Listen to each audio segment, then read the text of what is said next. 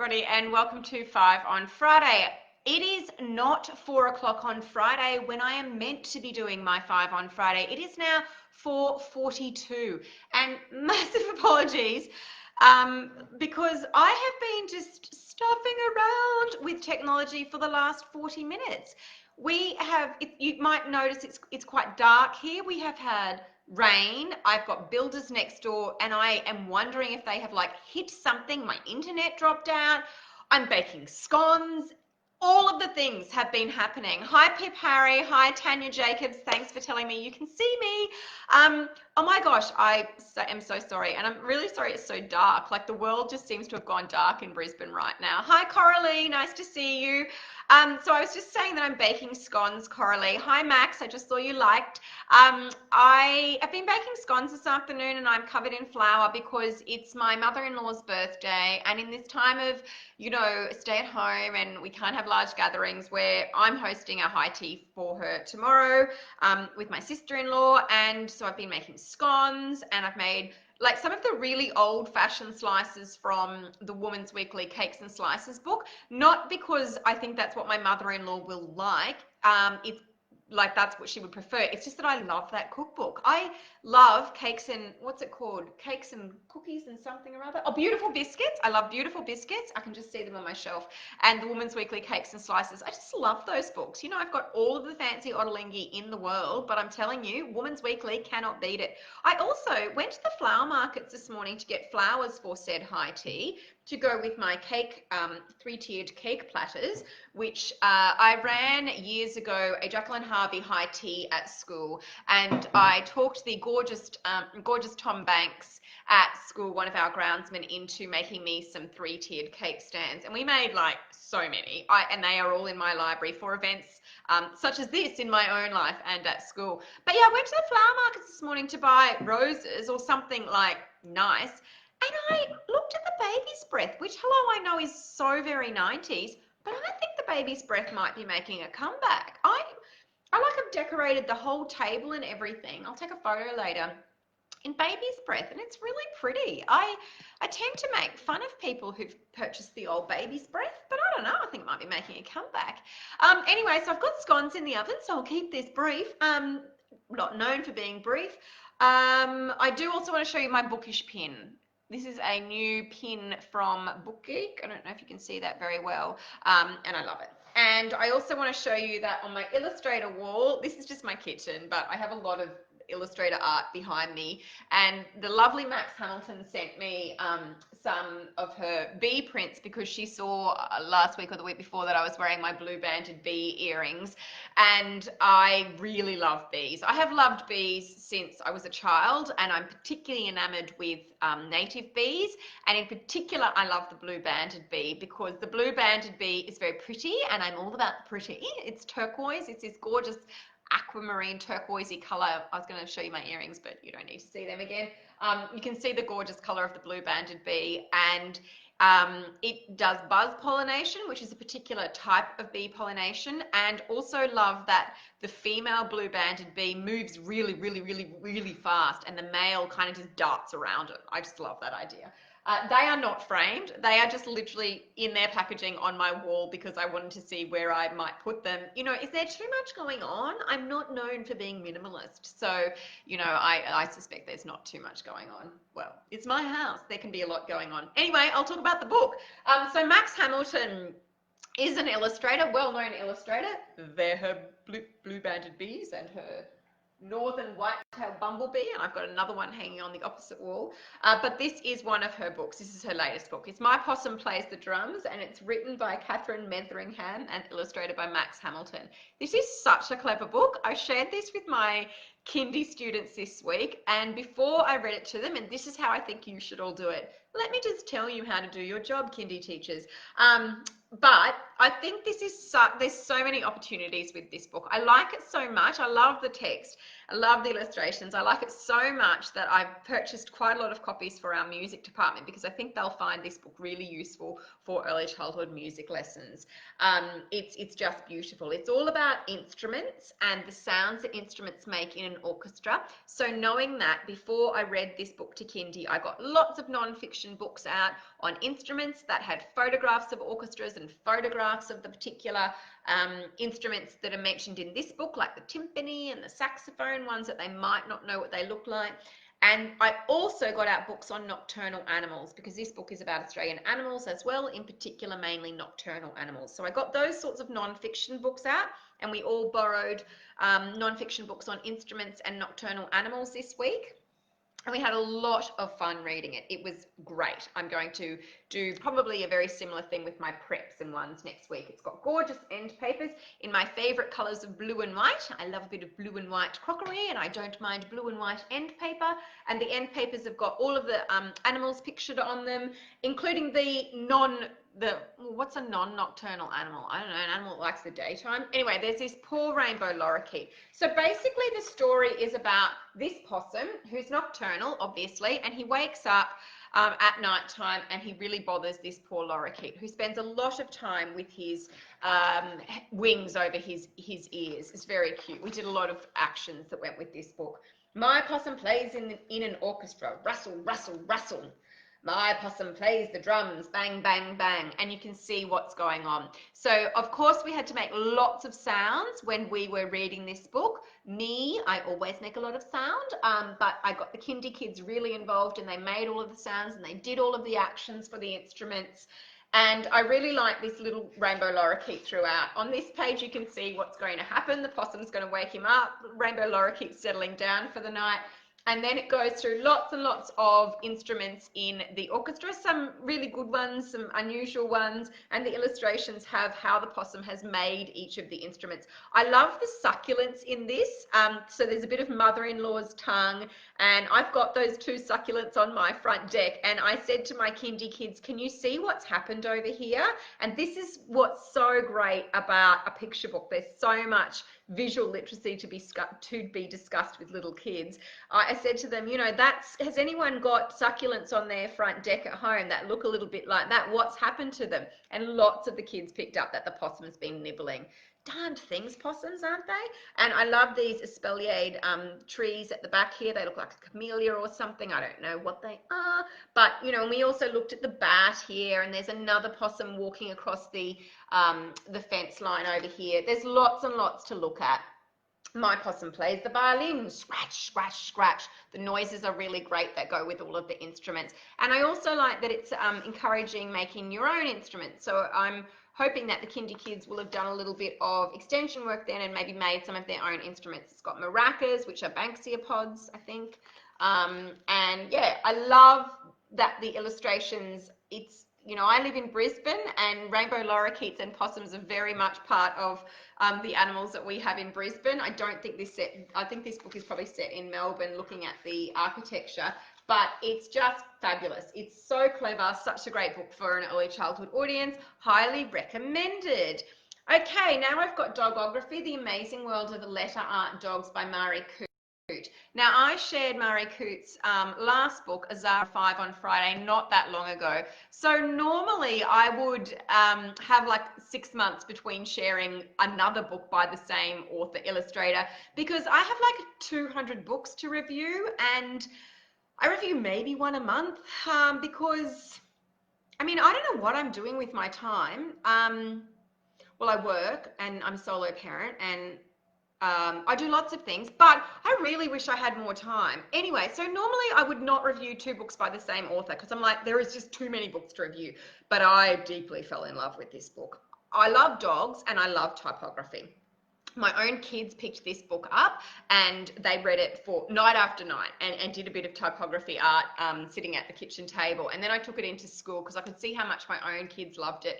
And I've been reading it with year 3 to 6 this week, and we're now doing some typography art. So it's got exquisite end papers, and it's then got Marie Coote's very distinctive style. She's, you know, she does so many astonishingly beautiful books, which are like high-end pieces of art as well, and they're clever, and she obviously has a deep love of typography. And I showed this book to our graphic designer, and I'm trying to talk our graphic designer, hi Annie, into coming over and talking to the younger kids about typography and how to make art out of, and the art of fonts as well. But this is such a clever book, and the kids have really, really loved it. So it's got different dog breeds, and all of the illustrations are made out of the name of the dog breed. So let me go to the one that all the kids go, ah, at, the Labrador. So for example, with this Labrador, the word Labrador is written down the bottom, and you can see this is like a key. This is the different fonts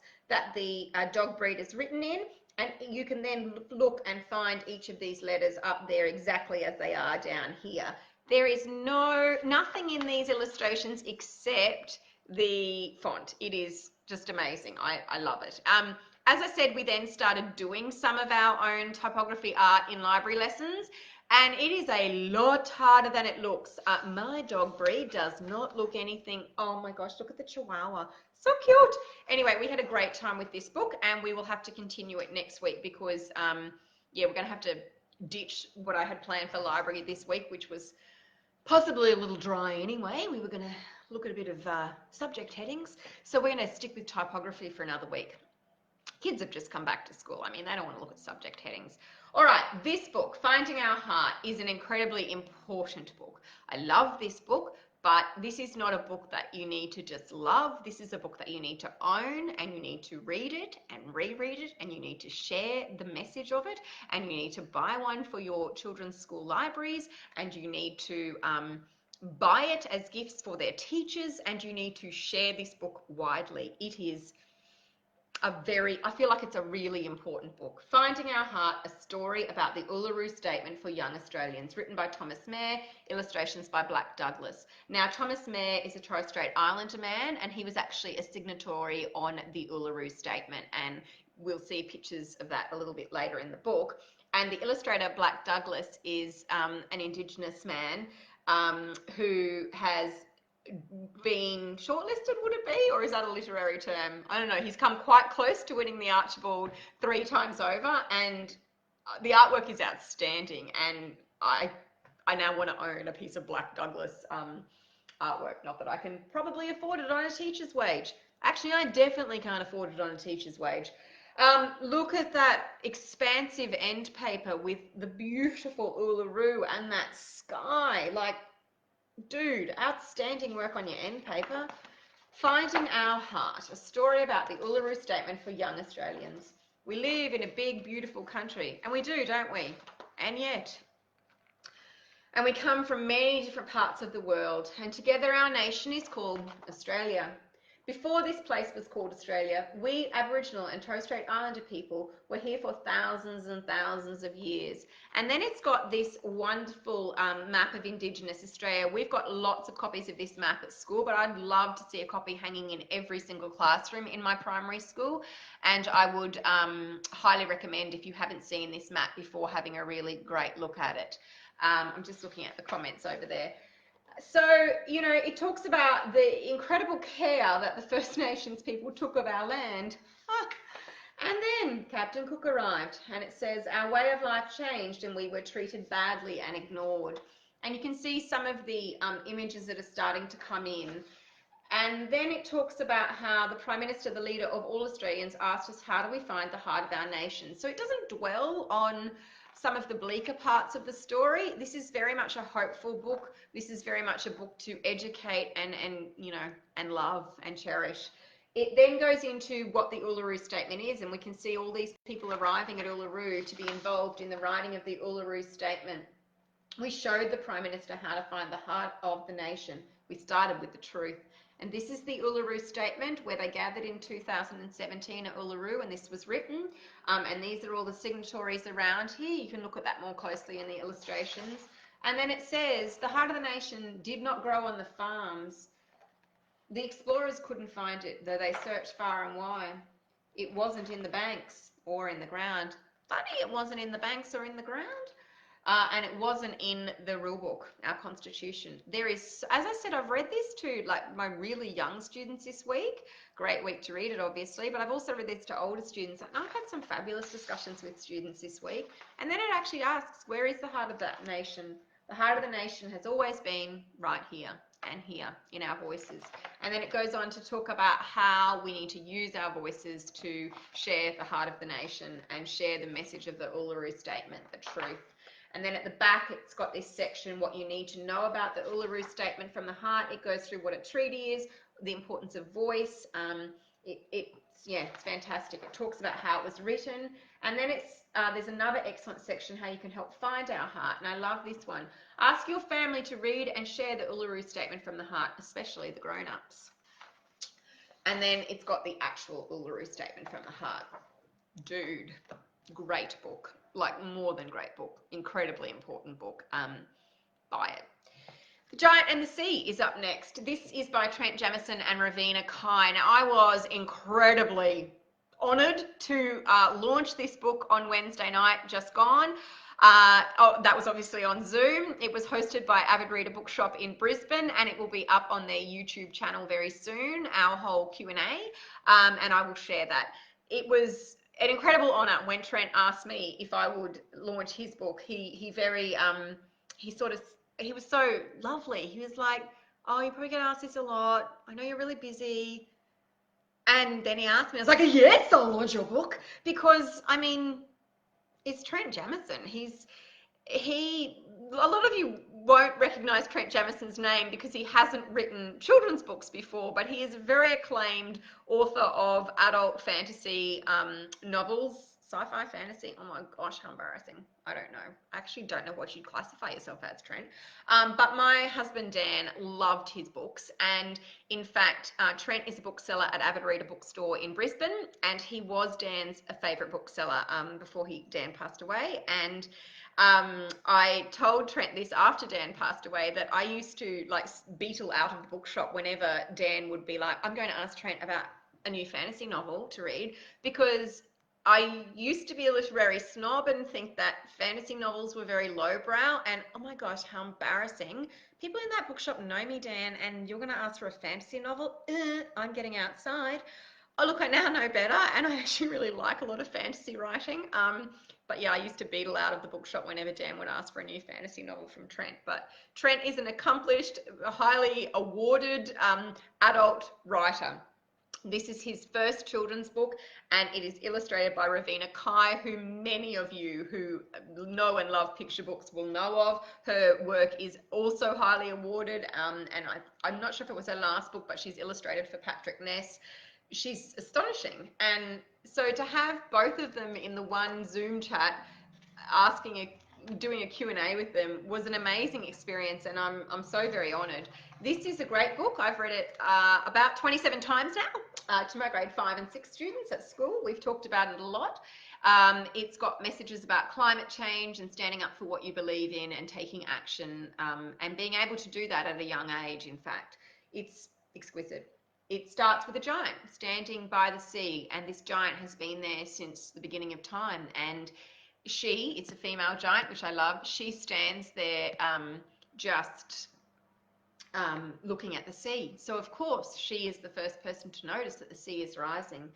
And there was a brave girl who played on the shore. She would sing and the giant would listen. The giant never moved. The giant never spoke. The giant never looked at anything but the sea. And then one day the giant says to the girl, the sea is rising. And he tells the girl that she needs to tell the people in the city. And the young brave girl goes to the city, and she does in fact tell the people that the sea is rising, and the giant has said they need to turn off the machines. But of course the people worship their machines. They worship their machines, which could be technology, consumerism, machines in general, all contributing to climate change. And the townspeople grew very angry, and they got very angry at the giant for telling them to turn off the machine. And they ain't turning off that machine.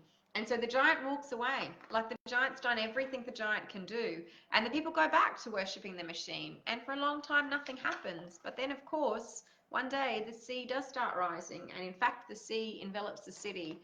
and the giant tries to save all of the people and cannot save all of the people. And my favorite line in the book is, there is only so much that bravery can do. You can see the young girl with her parents huddled there. She is saved along with a lot of people. And then, as humans do, we just set on up somewhere else, don't we? So they set up on higher ground, and they rebuild and they restart. And then, as you can imagine, we haven't learned our lesson, and the giant is still keeping watch over the sea. And the giant continues to keep watch over the sea until one day he spots a small brave boy who's playing on the shore, and he has to tell the small brave boy that the sea is rising. It's astonishing. It starts the way it ends. It's a circular story because, yeah, we don't seem to learn our lesson, do we? That book is going to win all of the awards. I'm probably not meant to say that, but that book is going to win all of the awards. Outstanding. And I was just so honoured to be involved in the launch. It was outstanding. And finally, I have got The Year the Maps Changed, which is the debut novel from Danielle Binks. My copy is the uncorrected proof. I was not organised enough to bring home all of the copies I have at school, but yeah, it looks exactly the same. I read this quite some time ago and meant to review it for when it came out, and of course never got round to it because, hello, life. But it's my new favourite middle grade read at the moment. It is outstanding. It is set in Victoria in 1999 at the height of Operation Safe Haven, which was a government policy giving safe haven to Albanian, I think I got that wrong. No, I didn't. Yes, Kosovar Albanian refugees. I love that it is in the recent Australian history, but of course, have we learned a little bit like Giant in the Sea? Have we learned our lesson on climate change? Have we learned our lesson on treatment of refugees? Oh, no, not really. I won't get political, but I love that it's set in Australia's recent past, but there's so many applications to what is still going on in Australia and the refugee situation. So we've got that story going on. We've got these refugees, and they've arrived in this small town, 400 of them, and the townspeople, some are angry, some are incredibly supportive and want to, you know, hug these people and just embrace them and look after them. But then alongside that, we've got this stunning story of Winifred, who's also known as Fred. And Winifred is 11 and her mum died when she was 6, and she's been raised since then by her pop and her beautiful adoptive stepfather, who is also the local police officer. Her stepdad has just remarried, and his wife has a small son and is about to have another baby when the story begins. And Winifred is trying to find her place in her found family. I love the idea of found family. I love books which picture a non-nuclear family or a blended family of some kind. I now, you know, particularly since my husband's passed away, I very much appreciate books which showcase families in all of their forms, and also talk about the importance of found family and how we can love and be loved by the people who are around us. So that story is incredibly of Fred, and all she's going through is incredibly beautiful, and it draws you in really close. But then you've got this expansive look at what is happening in Australia in 1999. So there's these two kind of things happening in the book, and yet it's not too much. It's an incredibly literary book. There's lots of quotable quotes. It's beautiful, it's tender, it's heartfelt, it's authentic. I just really loved it, and we're going to look at it in Year 7 when we're looking at Detention by Tristan Banks. It's, you know, for kids that like things like The Bones Barrow or Detention. It's beautiful, and it's a real coming of age novel. Through the novel, Fred, you know, learns all of the hard truths about family and about grief and loss and love, and also about finding your own inner compass. You know, she's hearing all of this stuff about refugees out in her school and amongst her peers. A lot of it is fake news. At home, her stepdad is incredibly supportive of what's going on with the refugees. it's about not listening to the dinner conversations necessarily, or not listening just to your peers, but finding out, educating yourself about world issues and taking a stand on them, and then, owning that truth and acting on that truth and just being a good and a kind person. I feel like kindness is the theme which runs throughout this book, or maybe not the theme, but the message that Danielle Binks is trying to get across, that she sort of pulls you through with all these beautiful little threads of kindness that are happening, sometimes by people you don't expect, characters you don't expect to be kind. Anyway, I've actually got scones in the oven. I forgot about my scones. They're probably burnt. I hope my mother-in-law's scones for her high tea aren't burnt. That would be dead. I'm going to go. I've talked for too long. It's now 5:06. Have a great weekend. I'm, as I said, hosting a high tea for my mother-in-law tomorrow, and then I've got a couple of blogger friends coming over on Sunday to talk all things social media and blogging and I don't know, all that stuff that we talk about. I could talk about the big wild internet forever. I've got to go rescue these scones. Have a great weekend, everybody. Bye.